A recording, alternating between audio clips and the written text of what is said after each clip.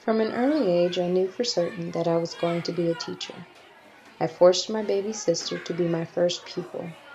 Many years have gone by, and I still get a thrill from imparting knowledge.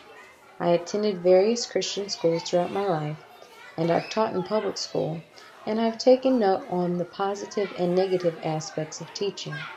Some issues only revealed themselves when I became a teacher. It is hard to admit that I have areas in which I struggle in as an educator. However, truth of the matter is no one is perfect. I battle with the alarm clock, grading papers, and balancing work and life daily. These are personal struggles that I work on yearly. When asking other teachers about their struggles, our lists match in at least one area: parent involvement. In my personal reading, this area has been highlighted as a major contributor to failing and struggling schools. This reason alone makes researching a solution a must. While every teacher's reasons may be different for having parent involvement on their list, the fact remains it is there. It is for this reason that I decided to conduct research and propose a plan that could help teachers out. It is no secret that students who have involved and informed parents tend to perform better. Parents and teachers both desire the student to perform well. So if there is a unified desire, why is there a gap that exists between the home and school environments? An implicit assumption in existing research is that parents, students, and teachers hold similar conceptions of what counts as parental involvement. However, it may be problematic to assume that parents, students, and teachers universally share common preconceptions of parental involvement and their associated communication forms. Each party has different needs and responsibilities that affect their responses. The driving force is different. The expectations that are held in place for the other often remain undiscussed. The communication line that exists between home and school has three main transmitters and receivers: teacher, parents, and students. The end result is that each will operate keeping their own needs and wants at the forefront. If each were asked to detail the needs and expectations of others, they most likely would give a rehearsed general answer, not really having a clue.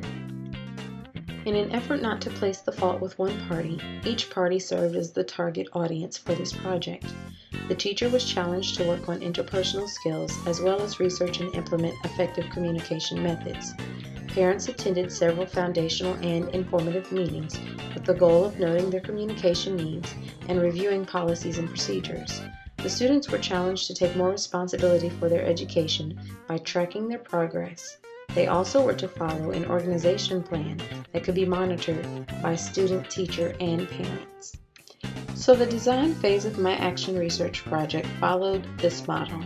I began with researching common communication practices and the pros and cons of using those methods. My findings were recorded in a literature review. I then mapped out a plan to be carried out in 2 cycles. The final stage was to reflect on the project, make changes, and implement it again. If carried out well, the parents would increase their involvement in their child's educational pursuits. To some, parent involvement is simply an open line of communication, while for others it is determined by time volunteered at the school. During the research phase, I discovered that there are 3 main areas that have contributed to the decline in parent involvement. Surprisingly, lack of teacher training was cited as a main reason. Many are said to lack warmth, empathy, and good communication skills. Secondly, as previously stated, the expectations of the parties are not clearly delivered. Lastly, some parents feel like they are being lied to about the true progress of their child. These 3 areas became the foundation of my project. The goal of Cycle 1 was to address the first 2 areas of concern: the communication skills of the teacher and expressing expectations. In this cycle, I analyzed what methods I had been using to communicate. The common phone, email, and newsletter were used a lot. However, outside of email, technology wasn't really a part of my communication repertoire. My school had selected RenWeb as a tool for easy communication. I analyzed its capabilities and began using the features to figure out what would work.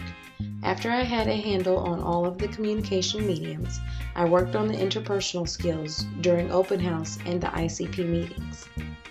The parents were asked to fill out the usual beginning of the year parent contact form. This time, however, they were asked to detail their preferred method of contact. Researchers argue that parents are being crammed into one communication box by schools today. No real consideration is taken in regard to literacy abilities, possession of or access to technology, or time, to name a few. This information was collected during the school-wide parent orientation and ICP meeting.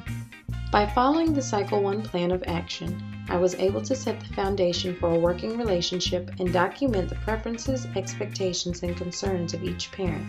This process naturally forced me to work on my interpersonal skills. The parents were able to express themselves early in the year. Through interacting with them, I picked up what parent involvement meant to them. Parents also were informed of how I operate and what they could expect from me. In case either party forgot, the responses of both parents and teacher were recorded in a document called an ICP, or an Individualized Communication Plan. This document was binding and could be used as documentation in the future should there be a question or dispute. It detailed the methods of communication I was open to utilizing and the methods parents preferred and other special concerns and needs. The goal of Cycle 2 was to continue building on the aforementioned established foundation, as well as incorporate student responsibility in the communication process. The student built and maintained an organization notebook that housed all of the papers distributed by the teacher. I taught the students how to use them and monitored their usage biweekly. I assisted the student in setting academic and behavioral goals, taught them how to read their evaluations, and how to plan for doing homework as well as study for tests. Since one of the major goals of Cycle 2 was to keep up the momentum built in Cycle 1, many activities were just fillers or courtesies. I wanted parents to see that I was reaching out beyond the beginning of the year. Optional conferences, focus nights, monthly newsletters, and blogging were among the lists. For the parents who frequented the school, as well as the students, I set up a display case and bulletin board filled with spelling words, copies of the newsletter, and upcoming events, to name a few. I also made sure to continue utilizing RenWeb for my technology-centered families. I also kept a dialogue of all communication. Students who needed help in the organization area experienced much growth and improved grades. Those who were introverted and avoided question and answer sessions got comfortable talking with me. The parents who desired much face-to-face interaction were given the opportunity. Our communication practices continued to work, but were adjusted upon family requests and/or teacher recommendation. I was happy to see that the parents who followed their ICPs and took advantage of the extra communications were always aware and able to tell others about classroom happenings. I was able to communicate easily with the families after a few weeks.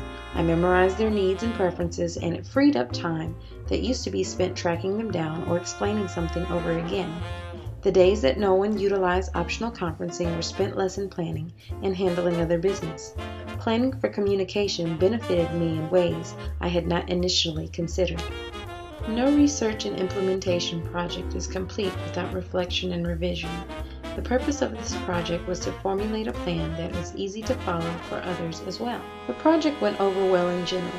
Due to district scheduling, the time frame set up for implementation was not realistic. The school wanted to make a move toward paperless interactions but had faulty, if operable, equipment. The focus night plan fell through completely. I learned that the parents must have a good reason to come back in the evenings. The next time I plan one, I will ask for the school's support rather than just planning a one-class event. Lastly, planning for communication is a big commitment. Even in difficult times, I had to remain consistent. One misstep could mean damaging a parent-teacher relationship. This I could not afford. My project means more to me now that a new school year has begun. I just finished my parent orientation and am now beginning my ICP meetings. This is the best start to a school year I have ever had. Instead of RenWeb, I am using Schoology. It has made my life so much easier and is a fan among the parents. I believe my project can bring other teachers much success as well. It worked on all of my weaknesses as well as gave me more time to handle other matters. I believe the concept of individualized communication was hinted at in much of the resources surrounding education. I just think the implementation was missing. My project provides the positive results needed to back up such a concept. You may think my opinion is biased, but the proof is in the parent feedback. Mrs. Z.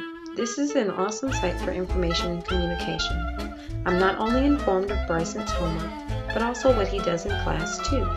I look forward to Bryson having a successful school year and great parent-teacher relationship. Keep up the fabulous job, Mrs. Samuels. As you can see, it pays to plan out your communication.